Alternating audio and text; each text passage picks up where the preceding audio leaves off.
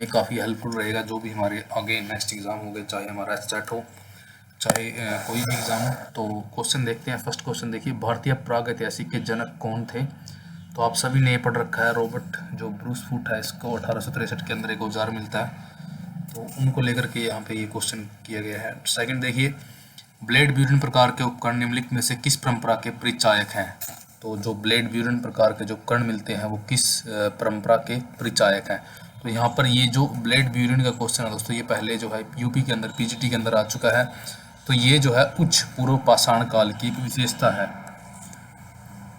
Third देखिए, आभूषणों से युक्त जो मध्य पाषाणिक मानव समाधियाँ प्राप्त हुई हैं वो कहाँ से प्राप्त हुई हैं? तो आभूषणों से युक्त जो मध्य पाषाण की बात यहाँ पे हो रही है कि जो मानव समाधियाँ प्राप्त होती है तो वो कहाँ से हुई हैं? तो ये महदाह से प्राप्त हुई हैं। साथ में यहाँ पे भी आप आंसर देख सकते हो, साथ में आंसर यहाँ पे भी दिए गए हैं।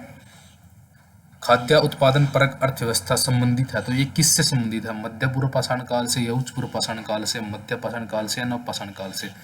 तो आपने पढ़ा होगा दोस्तों, जब भी मनुष्य ने क्या किया, जब कृषि या खेती करना स्टार्ट किया या उत्पादन करना शुरू किया तो वो नव पाषाण काल से शुरू किया। आपने इसको बहुत बार पढ़ा होगा। 5 देखिए, गंगा घाटी में जो धान उत्पादन के प्राचीनतम प्रमाण है वो किस स्थल से प्राप्त हुए हैं? तो आपने इस क्वेश्चन को बहुत बार रिपीट में पढ़ा होगा। ये लोहरा देव से प्राप्त हुए हैं और ये 8000 से 9000 ईसा पूर्व के लगभग है। सैंधव सभ्यता से क्वेश्चन आए हुए हैं दोस्तों। सैंधव सभ्यता के संबंधित सर्वाधिक पुरस्थल जो है किस नदी के तट पर स्थित है? हमने बहुत बार पढ़ा है दोस्तों, ये गग्गर नदी, जिसको जो है सरस्वती नदी भी बोलते हैं, गग्गर सरस्वती, गग्गर हाकरा। तो यहाँ पर बहुत ज़्यादा जो है पुरस्थल प्राप्त होते हैं। सिंधु के एरिया में भी बहुत से स्थल मिले हैं, लेकिन वहाँ पे कम है। लेकिन जो सरस्वती नदी है हमारे हरियाणा से होते हुए निकलती है, तो इसके ऊपर काफ़ी स्थल है अपने, जैसे राखी गढ़ी हो गया, बालू हो गया, तो ये सभी भी यहाँ पर गग्गर के ऊपर ही थे। 7 देखिए, सिंधु वासियों का मुख्य भोज्य पदार्थ क्या था? तो गेहूं और जौ जो है इनकी मेन फसलें थी, इनको वो खाते थे। गेहूं जो आपने याद रखना है, कहीं पे आपको ऑप्शन मिलेगा, गेहूं और जौ को आपने देखना है। धार्मिक आंदोलन से संबंधित क्वेश्चन है, ऋग्वेदिक आर्यों की भाषा क्या थी? तो ऋग्वेदिक आर्यों की जो भाषा है दोस्तों, हमने पढ़ा है कि जो वेद है हमारे संस्कृत भाषा में लिखे गए हैं, तो इससे भी इसका आइडिया लग सकता है। वैदिक जो शब्द है ऋत का क्या आशय है दोस्तों? यहाँ पे कई बच्चे ऋत से ऋत्वे सोच लेते हैं, लेकिन यहाँ पर ना तो ऋत्वे है ना ऋण है, ये नैतिक नियमों को जो है ऋत बोला गया है, नैतिक नियम से संबंधित है ये। यहाँ पे आप नीचे पढ़ भी सकते हो कि विश्व के नैतिक एवं भौतिक व्यवस्था से माना गया है। ऋत का अर्थ है सत्य एवं एक अविनाशी सत्ता। तो यहाँ पे इसका मीनिंग ये भी है, सत्य एवं एक अविनाशी सत्ता। आर्य शब्द का जो शाब्दिक अर्थ दोस्तों यहाँ पे क्या है? तो आर्य शब्द यहाँ पे दोस्तों श्रेष्ठ के लिए यूज होता है, जो श्रेष्ठ होता है उसके लिए आर्य शब्द का यूज किया गया है। ऋग्वेद के जो है किस मंडल में चातुर्वर्ण्य की व्यवस्था की अवधारणा प्राप्त होती है? तो 10वें मंडल में हमने पढ़ा है कि वहाँ पर 10वें मंडल में पुरुष सूक्त के अंदर हमें मिलता है कि पुरुष सूक्त भी आपको याद रखना है, ये 10वें मंडल के अंदर है। और इसमें आपको ने पढ़ा ही होगा कि जो ब्रह्मा जी की भुजाओं से क्षत्रिय और सिर से जो है ब्राह्मण और पैरों से शूद्र, ऐसे आपने पढ़ा होगा।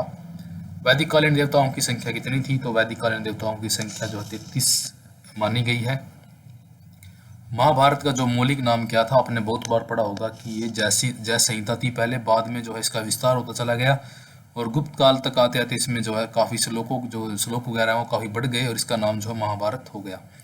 धार्मिक आंदोलन से संबंधित क्वेश्चन है कि जो गौतम बुद्ध है उनके द्वारा प्रथम प्रवचन कहाँ दिया गया था? दोस्तों ये सारनाथ के अंदर दिया गया था, काफ़ी इंपॉर्टेंट है। उनकी मृत्यु कहाँ हुई? ये चीज़ें इंपॉर्टेंट है, आपको ये अच्छे से करनी चाहिए, इनमें पजल नहीं होना होता एग्जाम के टाइम में। पंच महाव्रत तथा त्रिरत्न जो है किस धर्म से संबंधित है? जब भी त्रिरत्न की बात होगी, जो ये ध्यान जो जैन धर्म हमारा इससे संबंधित है। सम्यक ज्ञान, सम्यक दर्शन, सम्यक आचरण आपने पढ़ रखा होगा, तो ये त्रिरत्न और पंच महाव्रत या पंच महाअणुव्रत भी इनको बोलते हैं, तो ये जैन धर्म से संबंधित है। और आपने पढ़ा होगा कि 5 महाव्रत जो है ये जो जैनी जो है संत होते थे, जो घर परिवार छोड़ करके जो जैसे कि यहाँ पे रहने लग जाते थे, उनके लिए है। लेकिन जो पंच महाअणुव्रत कुछ इस टाइप से हैं, तो वो जो गृहस्थ थे, यानी कि गृहस्थी में घर पे रहते थे भी बच्चों के साथ, तो वो उनके लिए थे। तो आपने इनको अच्छे से पढ़ लेना है। जैन धर्म के प्रथम तीर्थंकर को आप जानते ही, ऋषभदेव थे। प्राग मौर्य युग से संबंधित क्वेश्चन है, जीवक किस राजा का राजवैद्य था? बहुत बार क्वेश्चन है दोस्तों, जीवक जो है बिंबिसार का राजवैद्य था और आपने इसको बहुत बार पढ़ा होगा। कालाशोक किससे संबंधित था? कालाशोक दोस्तों जो है शिशुनाग वध से संबंधित था और आपने पढ़ा होगा कि सेकंड बौद्ध संधि इसके टाइम में होती है। मौर्य युग के बारे में देखिए, मौर्य वंश का जो प्रथम सम्राट कौन था, तो ये चंद्रगुप्त। आपने बहुत बार पढ़ा होगा कि मौर्य वंश का प्रथम सम्राट चंद्रगुप्त मौर्य हुआ। किस ग्रंथ में चंद्रगुप्त मौर्य के लिए वृषल शब्द का यूज किया गया है? वृषल शब्द का यूज किया गया है दोस्तों हमारे मुद्रा राक्षस, जो एक क्या है, नायिका विहीन नाटक भी इसको बोलते हैं। और आप इसके राइटर को जानते हो। निम्न कुल उपनाम इसका बोलते हैं। इंडिका किसकी रचना है? मैगस्थनीज की। निम्न में से कौन सी लिपियां जो है अशोक के शिलालेख में प्रयुक्त की गई थी? ब्रह्मी, ख्रोस्टी, आर्मेइक और ग्रीक। आपको इनको चारों को याद रखना है, ब्रह्मी, ख्रोस्टी, आर्मेइक और ग्रीक। और ब्रह्मी सबसे ज़्यादा यूज़ की गई है। और ये जो लिपियां हैं दोस्तों, ये जो हमारा पश्चिम उत्तर का एरिया है, यानी कंधार वगैरह के एरिया, वहाँ पर ये तीनों लिपियां ज़्यादा मिलती हैं। लेकिन ब्रह्मी लिपि ऑल ओवर इंडिया थी। और जो है इनकी भाषा की जब भी बात करेंगे कि अशोक के जो जो पिल्लर हैं, जिन उनकी भाषा कैसी थी, तो उनकी भाषा प्राकृत है, प्राकृत भाषा है। जब लिपि की बात होगी तो लिपि ब्राह्मी होगी। तो लिपि अपने ब्राह्मी देख लेना है, ये क्वेश्चन अच्छे से पढ़ के लगाना है कि आप गलत ना कर दो। 23 देखिए, अशोक के शासनकाल में आयोजित बौद्ध संगति का अध्यक्ष कौन था? तो आपने बहुत बार पढ़ा होगा कि मोगली जो तिस्य है, ये बौद्ध संगति का उस टाइम पे अध्यक्ष था। मौर्य प्रशासन में खानों के अध्यक्ष के लिए क्या यूज किया जाता था? तो अकाराध्यक्ष, अकाराध्यक्ष यानी कि अकारा खान को बोलते हैं, अध्यक्ष बाद में जुड़ गया। अशोक के कलिंग राज्य पर कब आक्रमण किया था? तो इसने किया था 261 ईसा पूर्व। और इसके बारे में आपने बहुत सी स्टोरियां पढ़ी होंगी कि उसके बाद इसका हृदय पतन हो जाता है। और इसके बारे में एक मेन स्टोरी ये भी है कि जब अशोक जब युद्ध को देखता है, तो उसका एक भतीजा होता है जिसके पिता की हत्या खुद उसने की होती है, अशोक ने। लेकिन अपने भतीजे को जब देखता है, वो उसको पता नहीं होता कि ये मेरा भतीजा है। लेकिन उसको जो इसका भतीजा है वो बौद्ध धर्म का अनुयायी होता है, यानी कि वो सन्यासी की वेशभूषा में उस टाइम होता है। और वो इससे बात करता है अशोक से कि आपने इतना मार काट कर दिया है, तो आपको इससे क्या लाभ हुआ? तो वो फिर भी इसको अपने पिता के मृत्यु के लिए इस पे वो नहीं करता गुस्सा, यानी कि अशोक के ऊपर। और यानी कि उसके अंदर इतना चेंज होता है, उसको देख करके अशोक में काफ़ी बदलाव आ जाता है। कौन सी बौद्ध सभा जो है अशोक के शासनकाल में हुई? तो ये तृतीय बौद्ध सभा जो है अशोक के शासनकाल में हुई थी। बौद्ध संघों के आचरण के नियमों का संकलन निम्न में से किस ग्रंथ में मिलता है? तो ये विनय पिटक के अंदर जो है आचारों के नियम, जो बौद्ध संघ के अंदर जो आचार व्यवहार था, तो विनय पिटक के अंदर उसके बारे में उल्लेख मिलता है। विनय पिटक बौद्ध संघों के आचरण के नियमों का वर्णन है। और अभिधम्म पिटक जो है अशोक के समय पाटलिपुत्र में आयोजित तृतीय बौद्ध संगति में लिपिबद्ध किया गया था। और इनमें दार्शनिक व्याख्या की गई है। मौर्योत्तर या संगम युग के क्वेश्चन आए हैं। महाभाष्य के रचयिता आपने बहुत बार पढ़ा है, महाभाष्य, पतंजलि का महाभाष्य। बुद्ध चरित्र के लेखक कौन है दोस्तों? बुद्ध चरित्र के लेखक जो है अशव घोष है। निम्नलिखित में से किस शासक ने अपने सिक्कों पर शाक्यमुनि बुद्ध की आकृति को अंकित करवाया था? तो ये कनिष्क ने करवाया था। काफी इंपॉर्टेंट क्वेश्चन है दोस्तों, ये बहुत ज्यादा इंपॉर्टेंट है, बार बार रिपीट होने वाला क्वेश्चन है।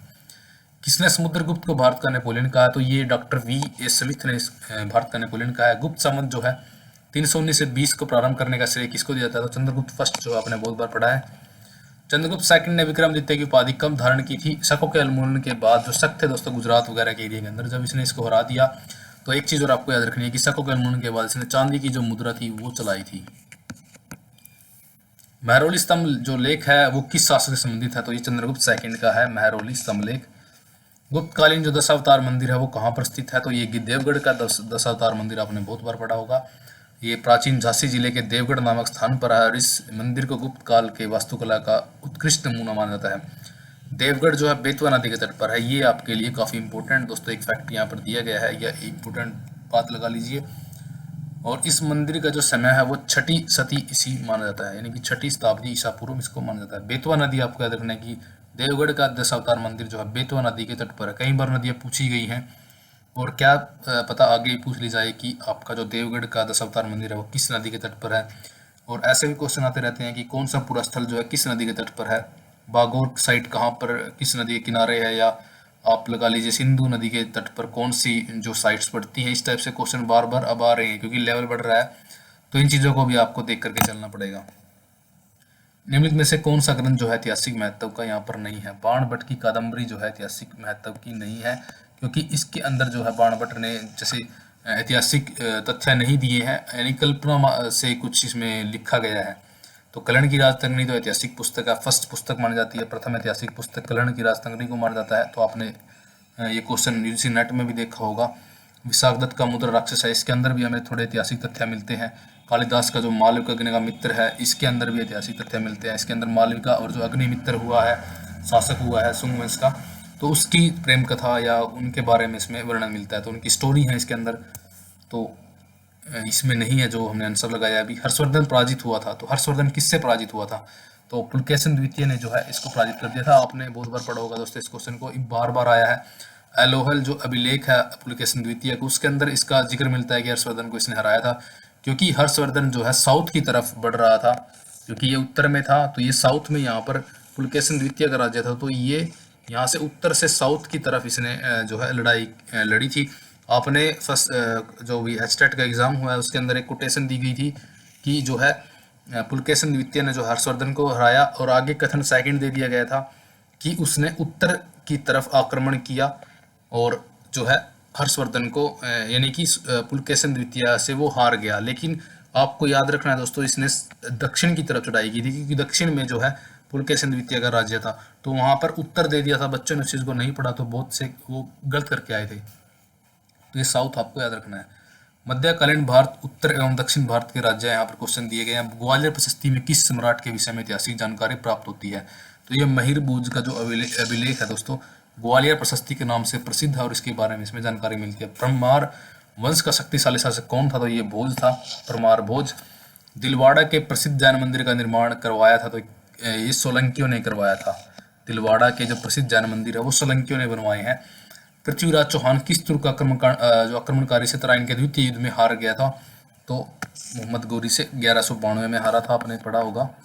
91 का युद्ध, फर्स्ट युद्ध जीत जाता है। चोल शासक किस धर्म के अनुयायी थे? तो ज्यादातर चोल शासक जितने भी हुए आपने पढ़ा होगा वो शैव धर्म के अनुयायी थे, और इनके मंदिरों के अंदर भी शैव धर्म से संबंधित मूर्तियां वगैरह मिलती हैं। और एक जो शिव की जो फेमस मूर्ति है जो कांस्य की, नाटक जैसे कि नाट्य क्या बोलते हैं उसको करते हुए उनका कुछ है, तो वो भी चोल शासकों ने बनवाई है। चोलकालीन जो स्थानीय प्रशासन में सर्वसाधारण की सभा किसके अधीन होती थी? तो ये होती है दोस्तों उर्क के अधीन। जो स्थानीय प्रशासन के अंदर सर्वसाधारण की जो सभा होती थी, सर्वसाधारण की जो सभा होती थी किसके अधीन होती थी? तो आपको उर्क के अधीन रखना है इसको। कायस्थ शब्द का जो सर्वप्रथम उल्लेख किस स्मृति के अंदर मिलता है? तो ये याज्ञवल्क्य की स्मृति के अंदर मिलता है। और जो ओसनस स्मृति आगे आएगी उसके अंदर इसका क्या है, एक जाति के रूप में उल्लेख मिलता है। ओसनस स्मृति में अंदर जो ओसनस स्मृति है उसके अंदर जो है कायस्थ का जो जाति के रूप में उल्लेख मिलता है, जाति के रूप में उल्लेख इसमें मिलता है। और जो प्रथम उल्लेख है जो याज्ञवल्क्य स्मृति में इनका मिलता है। तो इंपॉर्टेंट क्वेश्चन दोस्तों ये, सम्मिलित नहीं था के स्थान पर सम्मिलित था होना चाहिए था, अथवा विकल्प 1, 2, 3 में से किस एक का विकल्प बदल जाना चाहिए? तो यहाँ पे आपको देखना है कि ये किस टाइप से क्वेश्चन दिया गया है। राष्ट्रकूट, पाल, प्रतिहार, इसका समझ नहीं आ रहा दोस्तों इनमें सभी क्या दिया गया है। ये सम्मिलित था, अच्छा ये उसके ऊपर होगा दोस्तों। ये जो त्रिपक्षीय जो लड़ाई हुई थी, त्रिपक्षीय संघर्ष जिसको बोलते हैं, उसमें राष्ट्रकूट भी शामिल थे, प्रतिहार भी और पाल भी। तो इस टाइप से इसका 4 आंसर यहाँ पे नीचे दिया गया है। एलोरा का कैलाश मंदिर जो है किस वंश के शासकों ने बनवाया था? तो ये बनवाया था दोस्तों राष्ट्रकूट वंश ने। यहाँ पे आप इसको याद रख सकते हो क्योंकि इन चीज़ों को हम भूल जाते हैं। एलोरा के अंदर लास्ट में रा आया है, तो यहाँ पे रा से राष्ट्रकूट, एलोरा राष्ट्रकूट, इस टाइप से आप इसको इजीली याद रख सकते हो। भारत में गुलाम वंश की नींव किसने रखी थी? तो ये रखी थी कुतुबुद्दीन ऐबक ने। आपने पढ़ा होगा कि 1206 के अंदर ये लाहौर से शासन करता है और कभी दिल्ली में अपनी राजधानी नहीं बनाता। जो इल्तुतमिश है वो दिल्ली में अपनी राजधानी बनाता है। अलाउद्दीन का वास्तविक नाम क्या था? हसन गंगू था। हमने कई बार इस क्वेश्चन को पढ़ा है। अहमदनगर राज्य का वास्तविक संस्थापक कौन था? तो ये मलिक अहमद के नाम से ही अहमदनगर राज्य इसका नाम पड़ा है। ये बंधु था किसके दरबार में आया था? मोहम्मद बिन तुगलक के दरबार में आया था। मोहम्मद बिन तुगलक ने किस वर्ष अपनी राजधानी को जो है दिल्ली से दौलताबाद परिवर्तन किया था? तो ये 26 था। ये आपको इंपॉर्टेंट डेट है इसकी, ये आपको याद रखनी पड़ेगी क्योंकि कई बार मैचिंग में आ जाता है कि राजधानी परिवर्तन कब किया उसने, सिक्का कब चलाया और कब उसने दोआब में कर वृद्धि की। तो 3-4 चीजें इंपॉर्टेंट है उसकी और इनकी डेट आपको हमेशा याद रखनी पड़ेगी, बार बार रिपीट होती है। विजयनगर के कृष्णदेवराय का जो है राजकवि कौन था? तो ये राजकवि अलसी प्रधन्ना था और ये काफी जो है इसके अष्टदिग्गजों में शामिल था और काफी ये फेमस उस टाइम में हुआ है। ईरानी त्योहार जो नवरोज था उसका प्रचलन किसने आरंभ किया? तो ये बलबन ने किया था। सम्राट के इसमें क्या होता है, सम्राट के सम्मुख झुक करके उसके पैरों को चूमने की प्रथा को अपने दरबार में शुरू किया। यह मूलतः ईरानी था और इसे गैर इस्लामी समझा जाता था। मृत्यु के उपरांत कुतुबुद्दीन ऐबक को कहाँ दफनाया गया, तो ये लाहौर के अंदर ही दफनाया गया जहाँ इसने अपनी राजधानी बनाई थी। और पोलो खेलते हुए ये घोड़े से गिर गया था और उसके कारण उसकी मृत्यु हो गई थी। और ऐबक को जो है कुरान खां भी कहा गया है। इंपॉर्टेंट नाम है उसके बारे में दोस्तों, क्योंकि इसको जो है पूरी जो है कुरान कंठस्थ थी, यानी कि इसको अच्छे से याद थी पूरी कुरान। चंद्रमा का देवता भी इसका एक मीनिंग होता है ऐबक का। भारत में तुगलक वंश का स्थापक कौन था, तो गयासुद्दीन तुगलक था। निम्नलिखित में सम्मिलित कीजिए और नीचे दिए गए कूट को जो है सही उत्तर यहाँ पे चुनना है। तो यहाँ पे देखिए दोस्तों, जामा मस्जिद जो है हमारी जामा मस्जिद है दोस्तों, हुसैन शाह सरकी ने बनवाई है, एक का थर्ड हो जाएगा। और मोट की मस्जिद जो है सिकंदर लोदी के टाइम में बनी है, काफ़ी इंपॉर्टेंट है, बार बार रिपीट हुई है मोट की मस्जिद किसने बनवाई है। और जो जंजरी मस्जिद है दोस्तों, जंजरी मस्जिद ये बनवाई है दोस्तों यहाँ पर हमारे सी का 2 जंजरी मस्जिद बनवाई है यहाँ पर इब्राहिम सर्की ने। और हजार स्तून महल को आपने बहुत बार पढ़ा, ये अलाउद्दीन खिलजी ने बनवाया था। कुतुबुल इस्लाम सबसे पहले मस्जिद थी ये जो ऐबक ने बनवाई थी, तो थर्ड यहाँ पे राइट आंसर इसका हो जाएगा। सन 1336 में दक्षिणी भारत में विजयनगर की स्थापना किसने की थी, तो ये हरिहर और बुक्का ने की थी। 1336 में यहाँ पे ये इसकी स्थापना हुई थी। बीदर का संस्थापक कौन था, तो बीदर अली ब्रीद ने बीदर की स्थापना की थी। मलिक काफूर एक योग्य सेनानायक किस शासक के अधीन कार्यरत था, तो ये दोस्तों अलाउद्दीन खिलजी के अधीन कार्यरत था। बाजार नियंत्रण पत्ती किस शासक की देन है, तो ये अलाउद्दीन खिलजी की देन है। सिराज ऑफ द ईस्ट जो आपने पढ़ा है, जौनपुर को बोलते हैं Shiraz of the east. Niccolo Conti यात्री जो विजयनगर आया और कहाँ का निवासी था, निकोलो कोंटी जो दोस्तों इटली का निवासी था। तो आपको ये चीज़ें भी याद होनी चाहिए, कई बार क्वेश्चन इस पे आ चुके हैं। यूपी पीजीटी का जो एग्जाम हुआ है उसके अंदर अब्दुल रज़ाक के बारे में क्वेश्चन आया था कि वो अफ्रीका कौन सी अफ्रीका का था, उत्तरी अफ्रीका का, दक्षिण अफ्रीका का, इस टाइप से क्वेश्चन पूछे गए हैं दोस्तों। तो ये आपको याद रखना होगा कि ये कौन से किस स्टेट से संबंधित है, कहाँ से आया था, कहाँ गया था, कब गया था, कब आया था, चीज़ें आपको याद रखनी पड़ेंगी। दिल्ली सल्तनत के किस शासक ने एकता प्रथा की शुरुआत की थी, तो इल्तुतमिश ने की थी। इक्ता इल्तु आप इस टाइप से भी याद रख सकते हो अगर आपको याद नहीं आए। किस सुल्तान ने द्वितीय सिकंदर की उपाधि धारण की थी, तो अलाउद्दीन खिलजी के बारे में आपने पढ़ा होगा कि इसने जो है सिकंदर की तरह विश्व विजय का सपना देखा, तो द्वितीय सिकंदर की उपाधि इसी ने धारण की थी। और यहाँ पे इनको कूट 1 को कूट 2 से मिलाना कि किसने कौन से जो है इनकी स्थापना की है, तो फिरोजाबाद फिरोज से संबंधित है, आपने सीधा इसको देख लेना था। तो यहाँ पे और तुगलकाबाद जो है गयासुद्दीन तुगलक ने बसाया। आदिलाबाद आपको जो है जब आप आदिलाबाद के बारे में पढ़ते हो तो आदिलाबाद को जो है यहाँ पर मोहम्मद बिन तुगलक ने यानी कि बनवाया था। ये नगर थे बड़े बड़े।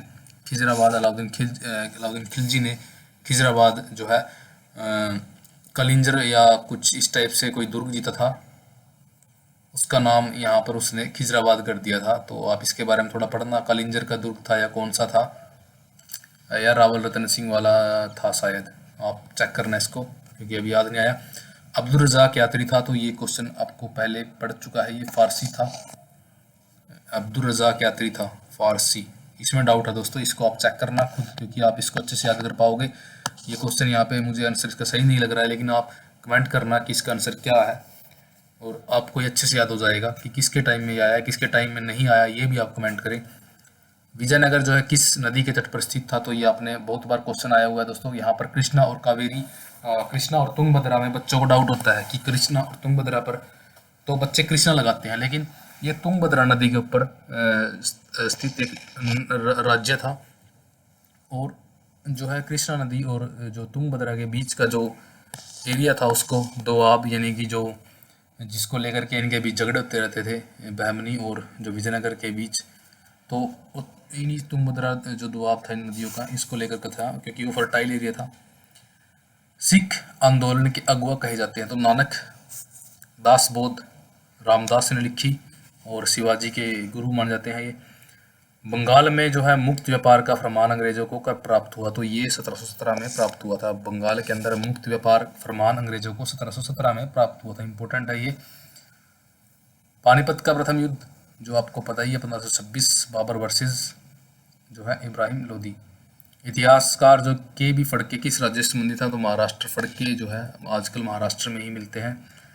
मार्च सन 1602 में किस व्यापारी कंपनी की स्थापना हुई थी, तो मार्च सन 1602 में जो आपने पढ़ा ही होगा कि डच संयुक्त कंपनी की स्थापना हुई थी। सबसे पहली संयुक्त पूंजी से बनी हुई कंपनी डच कंपनी थी। निम्नलिखित में से किस युद्ध में शेरशाह सूरी ने भाग लिया था? तो ये क्या है, इनमें से किसी भी युद्ध में शेरशाह सूरी ने भाग नहीं लिया था। नूरजहां का वास्तविक नाम क्या था? तो आपने पढ़ा ही होगा कि मेहरुनिसा था। पुर्तगाल और भारत के बीच व्यापार का जो प्रारंभ कब हुआ? तो 1498 में जब वास्को डी गामा उतरता है तो उसके बाद व्यापार स्टार्ट हो जाता है, मसाला लेके जाता है जिसको 60 गुना ज़्यादा लाभ होता है उसको बेच करके। अकबर के सैन्य अभियानों को काल के अनुसार लगाना है कि कौन सा सैन्य अभियान उसका कब हुआ। तो सबसे पहले आपको पता होना चाहिए असीरगढ़ जो सबसे लास्ट में आएगा, आप एफ देख लीजिए, सबसे लास्ट में दिया गया है। तो 1601 के लगभग उसकी लड़ाई थी। और सबसे पहले देखिए कौन सा आएगा, तो सबसे पहले आएगा मालवा की लड़ाई। मालवा में बाज बहादुर, आपने पढ़ा हुआ कि बाज बहादुर शासक हुआ, उसकी पत्नी थी रूपमती जो काफ़ी सुंदर थी और गायन वादन में ये दोनों ही वो थे। जबकि वो रूपमती जो है आत्महत्या कर लेती है। तो आपने पढ़ा होगा जो अधम था वो इसको लेकर के आता है, जो महामंगा का बेटा था, यानी वो मालवा जीतता है तो वो जीत अकबर की ही मानी जाएगी। तो उसके बाद जो सेकंड विजय इसने की वो की इसने गुजरात की विजय जो 1572-74 में हुई, इसने पढ़े, आपने इसको पढ़ रखा होगा। तो थर्ड विजय आपने पढ़ी होगी 1575-76 जो हल्दी घाटी की लड़ाई। और उसके बाद जो है फोर्थ में आएगा जो यहाँ पर, वो आएगा कश्मीर की लड़ाई। कश्मीर इसने जो है 1581-80 के लगभग इसने विजित किया। और उसके बाद सिंधु की विजय जो है ये इसके बाद हुई। कश्मीर के बाद असीरगढ़ आपने पढ़ा है 1601 में, जिसको ये सोने की कुंजियों से यानी कि घूस दे करके जो है उस किले को असीरगढ़ को ये जीतता है। तो यहाँ पे थर्ड इसका राइट आंसर हो जाएगा। अकबर ने जजिया को कब समाप्त किया? ये इंपॉर्टेंट है दोस्तों, बार बार रिपीट होता है। 1564 में उसने किया था। और तीर्थ यात्रा जो है आपने पढ़ा होगा कि 1563 में तीर्थ यात्रा, ये भी आप याद रखिए तीर्थ यात्रा। तो कई बार मैचिंग आ सकती है, इन चीज़ों को आप अच्छे से याद कीजिए क्योंकि पजल हो जाते हैं बाद में, हमें याद नहीं होता। अब जब इनको बार बार पढ़ोगे तो ये आपके याद हो जाएंगे। इनमें से किस किले का निर्माण अकबर द्वारा नहीं करवाया गया था? तो अकबर ने दिल्ली के किले का निर्माण नहीं करवाया है। आगरे का किला, लाहौर का किला, इलाहाबाद का किला, ये सारे अकबर के बनवाए हुए हैं। तो ये तीनों आपको याद कर लेने हैं। दिल्ली का किला जो आपको पता ही है कि शाहजहां ने बनवाया था। बाबर को कहाँ दफनाया गया था? तो बाबर को दोस्तों सबसे पहले आगरा में दफनाया गया था, लेकिन बाद में इसको जो है निकाल करके काबुल में दफना दिया गया था। जो इसकी पत्नी आई थी वो इसको काबुल ले गई थी निकाल करके इसकी डेड बॉडी को, क्योंकि इसकी इच्छा थी कि मैं काबुल में ही दफन होना चाहता हूँ। उसने अपनी उसके अंदर लिखा है बाबरनामा के अंदर, तो इस वजह से वो उसको काबुल ले गई थी। 81 देखिए, हल्दी घाटी की लड़ाई सन 1576 में किसके बीच हुई थी? तो आपने पढ़ा ही होगा कि ये मेवाड़ और मुगल यानी कि अकबर के और महाराणा प्रताप के मध्य 1576 में हुई थी। और ये कोई निर्णायक लड़ाई नहीं थी। निम्नलिखित में से कौन सा विकल्प गलत दिया गया है? अबुल फजल अकबरनामा, बदायूनी आलमगीरनामा, बाबर ने तुझके बाबरी लिखी है, जहांगीर ने तुझके जहांगीर लिखी है, अबुल फजल ने अकबरनामा लिखी है। बदायूनी ने ये नहीं लिखी। बदायूनी ने कुछ दूसरा ग्रंथ लिखा है जो काफ़ी फेमस हुआ है, तो उसका नाम अभी मुझे याद नहीं है बदायूनी की, तो आप भी कमेंट कर सकते हो अगर आपके याद आए। राजपूत मनसबदारों की संख्या किस मुगल बादशाह के राज्यकाल में सर्वाधिक थी? तो ये औरंगजेब के टाइम में थी। 33% हिंदू इसके शासनकाल में जो है हो चुके थे। किस मुगल सूबेदार ने जो है सन 1698 में अंग्रेजों को क्या है सुल्तानाती, काली घाट और गोविंदपुरा की जो है जमींदारी दे दी थी? तो ये था अंजी मुशान। 1698, आपको डेट जरूर याद रखनी है, ये डेट काफ़ी बार पूछी जा चुकी है तो इस वजह से इम्पोर्टेंट हो जाती है। मराठा साम्राज्य किस संत का नाम शिवाजी से जुड़ा है? तो रामदास, हमने पहले आपको बताया है। जीजाबाई अपने पति शाहजी भोसले से अलग रहती थी। स्वामी रामदास ने शिवाजी को मातृभूमि की रक्षा के लिए प्रेरित किया। और दादा कोंडदेव, आपने पढ़ा ही होगा, ये इनके संरक्षक थे और उन्होंने सेना और शासन की शिक्षा दादा कोंडदेव से पाई थी। अवध का अंतिम नवाब कौन था? तो वाजिद अली साहब ने बहुत बार पढ़ा होगा, 1857 के लगभग हुआ ये जो क्रांति होती है उस टाइम पे ये अंतिम नवाब था। सिराजुद्दौला के उपरांत अंग्रेजों ने बंगाल का नवाब किसे बनाया? तो मीर जाफर को इन्होंने जो है बंगाल का नवाब बना दिया था। ब्रिटिश विस्तार एवं प्रशासन, बंगाल ने द्वैध शासन का अंत कब हुआ? तो 1772 वारन हेस्टिंग्स के टाइम में ये अंत हो गया था। History of the British India किसने लिखी? तो ये जेम्स मिल ने लिखी। और इसमें इसने 3 अलग अलग पीरियड में बांटा है, मुसलमान, हिंदू मुस्लिम और अंग्रेज, 3 पीरियड में इसने इसको बांटा है। तो काफ़ी सांप्रदायिकता फैलाने का कार्य किया था इसने। भारत का प्रथम गवर्नर जनरल कौन था? तो ये लॉर्ड विलियम बेंटिक था।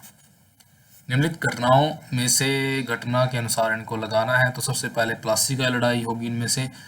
प्लासी की लड़ाई 1757, वांडीवास जो है 1759, बक्सर जो है 1764। तो आप मैच कर सकते हो।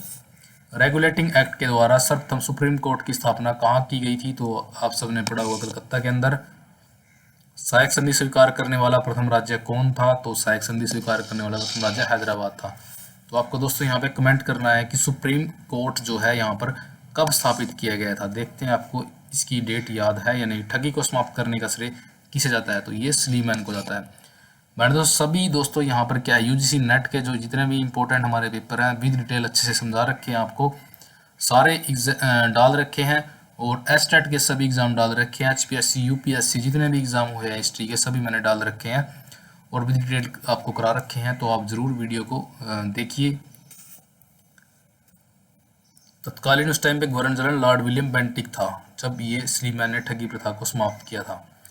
निम्न में से ओवन मेरेडिथ किस के नाम से जाना जाता है? दोस्तों लिंटन को। लिंटन क्या था? ये इस नाम से कविताएं वगैरह लिखता था। सन 1757 में सिराजुद्दौला को पराजित किया था, तो ये किसने किया था? तो ये क्लाइव ने किया था और जो प्लासी की लड़ाई के नाम से फेमस है। काल कोठरी घटना कहाँ घटती है? तो ये कलकत्ता के अंदर हुई थी 1756 के लगभग।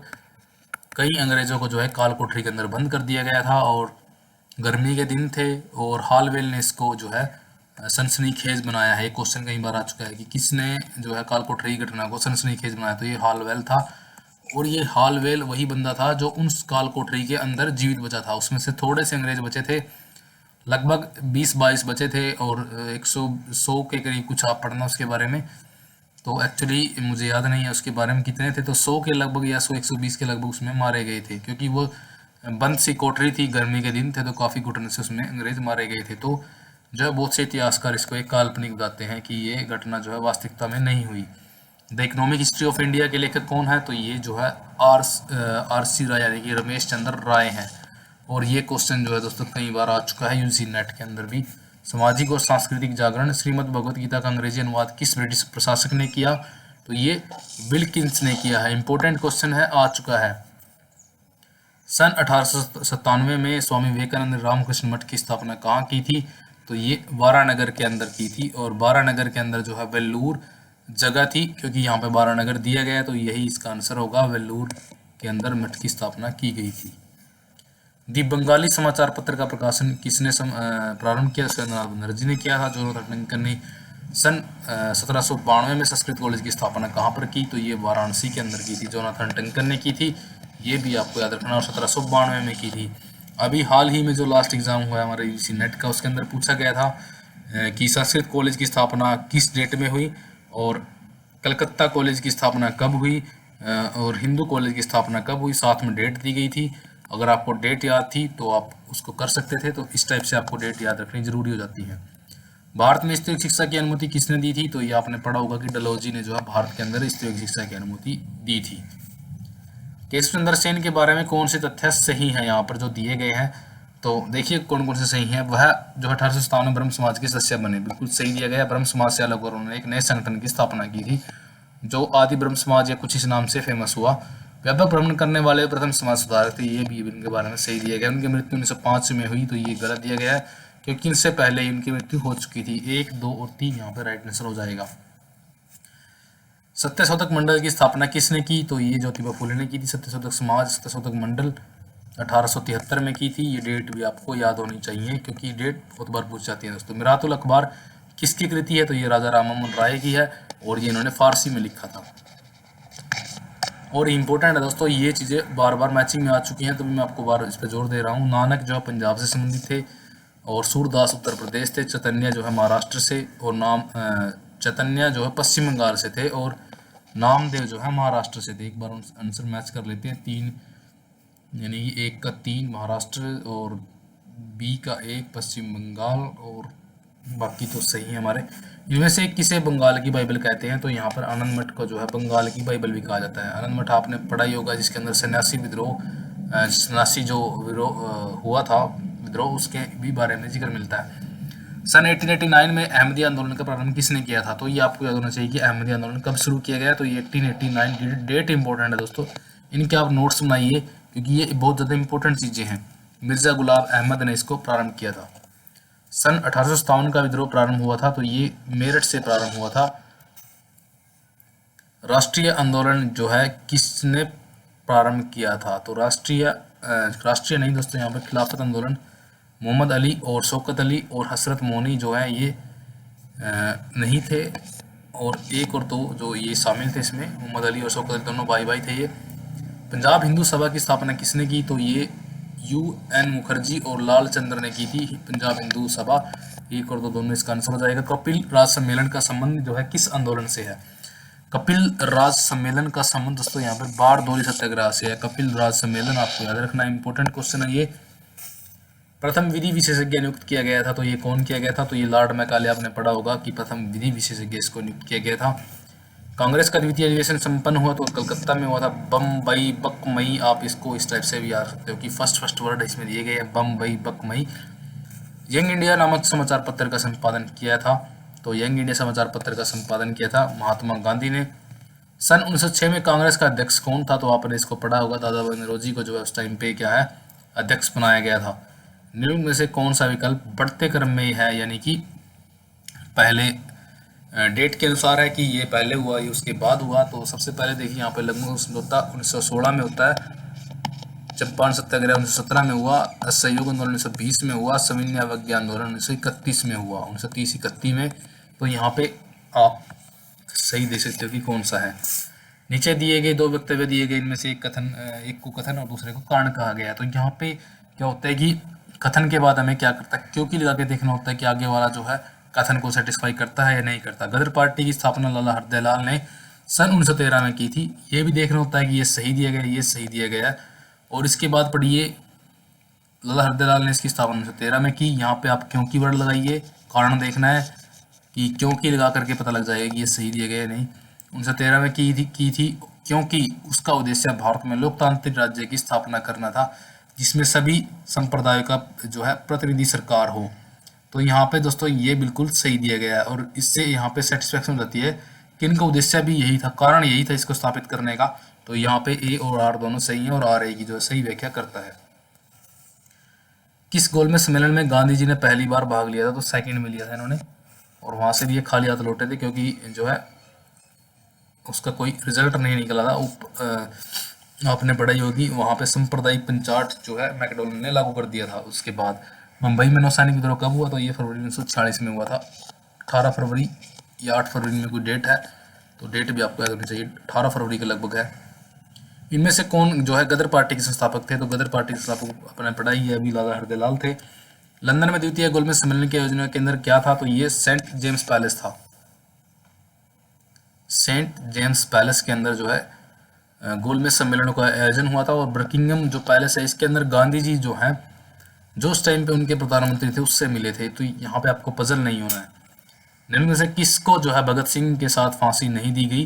तो यहाँ पे जतिन दास, जो आपने पढ़ा होगा कि जतिन दास जो है अपने 64 दिन की भूख हड़ताल के कारण जो है मर गए थे, यानी कि शहीद हो गए थे। निम्न में से किसको भगत सिंह के साथ फांसी नहीं दी गई? शिवराम राजगुरु। ये दोनों एक के ही नाम है, शिवराम राजगुरु और सुखदेव।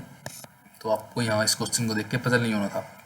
गीता रहस्य दोस्तों आपने पढ़ा होगा कि बीजी तिलक ने लिखी थी, और ये इन्होंने जब 8 महीने को सजा होती है 6 साल की, यानी 1914 में ये बाहर आते हैं, तो इसके दौरान इन्होंने गीता रहस्य यहाँ पर लिखी थी मांडले जेल के अंदर। और तिलक ने राष्ट्रीय विचारों के प्रचारार्थ, यानी कि राष्ट्रीय विचारों का प्रचार इन्होंने करना था, उसके लिए इन्होंने 1893 में गणपति महोत्सव स्टार्ट किया था, जिसको रूढ़ीवादी भी बोला गया है कि ये रूढ़ीवादी थे, इन्होंने इस टाइप से ये किया, लेकिन इन्होंने बहुत अच्छे कार्य किए हैं। और 2 साल बाद इन्होंने 1895 में शिवाजी उत्सव प्रारंभ किया था, और इन्होंने इसलिए शुरू किया था क्योंकि जो शिवाजी का जो राज्याभिषेक था उस डेट से इन्होंने इसको स्टार्ट किया।